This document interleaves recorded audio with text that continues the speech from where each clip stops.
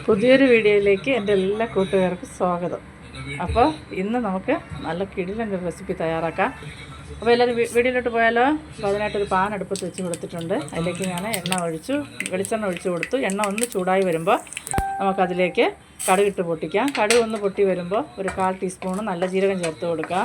ഇനി അതിലേക്ക് 1 ടീസ്പൂണ് ഉഴുന്ന് പരിപ്പ് ചേർത്ത് കൊടുത്ത് നമുക്കൊന്ന് വഴറ്റിയെടുക്കാം.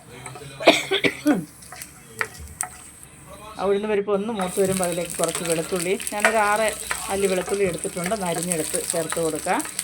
നല്ലപോലെ ഒന്ന് വഴറ്റിയെടുക്കുക. ഇതിൻ്റെ പച്ചമണം എല്ലാം ഒന്ന് മാറി കിട്ടണം. ഇനി ഇതിലേക്ക് നമുക്ക് സവാള ചേർത്ത് കൊടുക്കാം.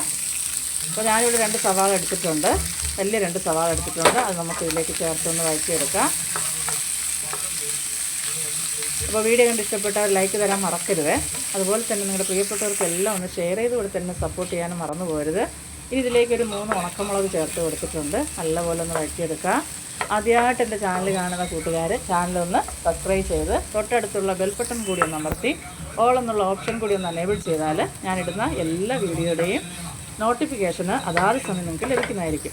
ഇതിലേക്ക് ഞാൻ ഒരു 2 കറി കൂടെ ചേർത്ത് കൊടുത്തിട്ടുണ്ട്. നല്ലപോലെ ഒന്ന് വഴറ്റിയെടുക്കുക. ഇതിനാവശ്യത്തിനുള്ള ഉപ്പ് നമുക്കിതിലേക്ക് ചേർത്ത് കൊടുക്കാം. ഉപ്പും ചേർത്ത് കൊടുത്തതിന് ശേഷം ഒന്ന് വഴറ്റിയെടുക്കുക. അപ്പോൾ ഇത് മാത്രം മതി നമുക്ക് ചോറ് കഴിക്കാൻ. അപ്പോൾ എല്ലാവരും ഒന്ന് തയ്യാറാക്കി നോക്കുക. ഇനി ഇതിലേക്ക് നമുക്ക് പൊടികളെല്ലാം ചേർത്ത് കൊടുക്കുക. അപ്പോൾ ഞാനിവിടെ കാശ്മീരി മുളക് പൊടി എടുത്തിട്ടുണ്ട്. അതൊരു 1.5 ടീസ്പൂൺ ഞാൻ ചേർത്ത് കൊടുക്കുന്നുണ്ട്. ഇനി ഇതിലേക്ക് ഒരു 1/2 ടീസ്പൂണ് ഇതായിപ്പോയി മല്ലിപ്പൊടി, അതുപോലെ തന്നെ 1/2 ടീസ്പൂണ് മഞ്ഞൾപ്പൊടി, ഗരം മസാല പൊടി 1/2 ടീസ്പൂൺ ചേർത്തിട്ടുണ്ട്. നല്ലപോലെ നമുക്കിതൊന്ന് മിക്സാക്കി എടുക്കാം. ഈ പൊടികളുടെ എല്ലാം പച്ചമണം ഒന്ന് മാറി കിട്ടണം.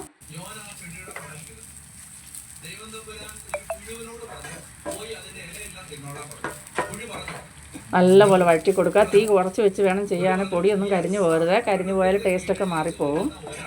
അപ്പോൾ നമ്മുടെ ഉള്ളിയുടെ പൊടിയുടെ എല്ലാം പച്ചമണമൊക്കെ നല്ലപോലെ മാറി വന്നിട്ടുണ്ട്. ഇതിലേക്ക് ഞാനിവിടെ ഒരല്പം വെള്ളം ഒഴിച്ച് കൊടുക്കുന്നുണ്ട്. 1/2 ഗ്ലാസ് വെള്ളം മതിയാവും. അതൊന്ന് ഒഴിച്ച് കൊടുത്ത് ഒന്ന് മിക്സാക്കിയതിന് ശേഷം ഞാനിവിടെ 4 മുട്ട എടുത്ത് വെച്ചിട്ടുണ്ട്. ഈ മുട്ട നമുക്ക് പൊട്ടിച്ച് ഇതിലേക്ക് ഒഴിച്ച് കൊടുക്കുക. ഒഴിച്ച് കൊടുത്ത് ഉടനെ ഇളക്കാനൊന്നും നിൽക്കരുത്. നമുക്കിതൊന്ന് അടച്ച് വയ്ക്കാം. ഇപ്പോൾ 2 മിനിറ്റ് ഇതിങ്ങനെ ഇരിക്കട്ടെ. അപ്പോൾ ഉറപ്പായിട്ട് നിങ്ങൾക്ക് ഇഷ്ടപ്പെടും. ഒരിക്കലെങ്കിലും തയ്യാറാക്കി നോക്കുക. പ്രത്യേകിച്ച് വേറെ കറികളൊന്നും നമുക്ക് വേണ്ട. ഇപ്പം ഒത്തിരി മടിയുള്ള ദിവസങ്ങളിലൊക്കെ എളുപ്പത്തിൽ ഇതുപോലെ ഒന്ന് തയ്യാറാക്കി എടുത്താൽ നമ്മുടെ മടി ചില ദിവസം ഉണ്ടല്ലോ ഒന്നും ചെയ്യാനുള്ള ഒരു മനസ്സില്ലാത്ത ഒരു മൂടില്ലാത്ത അവസ്ഥ, അങ്ങനെയൊക്കെയുള്ള സമയത്ത് ഈ റെസിപ്പി നിങ്ങൾക്ക് ഉപകരിക്കും കേട്ടോ. അപ്പോൾ ഇപ്പോൾ ഒന്ന് 2 മിനിറ്റ് കഴിഞ്ഞിട്ടുണ്ട്.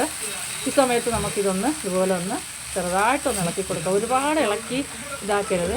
അപ്പോൾ ഇതൊന്ന് ഇതായി കഴിയുമ്പോൾ മുട്ട ചെറുതായിട്ടൊന്ന് നമുക്ക് കുത്തി പൊടിച്ച് കൊടുക്കാം. ഒരുപാട് പൊടിക്കാൻ പാടില്ല. ചെറിയ ചെറിയ പീസ് നമുക്ക് കടിക്കാൻ കിട്ടണം. അതിന് ആ തരത്തിൽ വേണം നമുക്ക് ഈ മുട്ട ഒന്ന് ചെറുതായിട്ടൊന്ന് ഉടച്ചു കൊടുക്കാനായിട്ട്. ഒരുപാട് കുനുകുനാന്നങ്ങ് ആയി പോകരുത് കേട്ടോ. അപ്പോൾ അതുപോലെ നമുക്കിതൊന്ന് ചെറുതായിട്ടൊന്ന് മുട്ട ഒന്ന് കുത്തി ഇതുപോലെ ഒന്ന് കട്ട് ചെയ്ത് കൊടുക്കാം.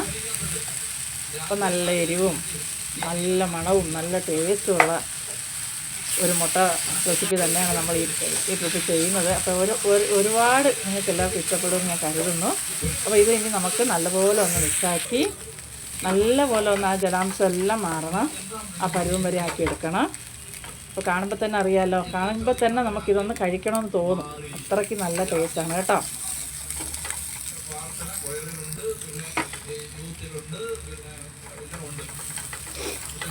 അപ്പോൾ ഒരുപാട് സന്തോഷം വീണ്ടും നിങ്ങളെ കാണാൻ പറ്റിയതിൽ. നിങ്ങളുടെ സപ്പോർട്ടിന് സ്നേഹത്തിനൊക്കെ ഒത്തിരി ഒത്തിരി ഒത്തിരി ഒത്തിരി നന്ദിയുണ്ട്.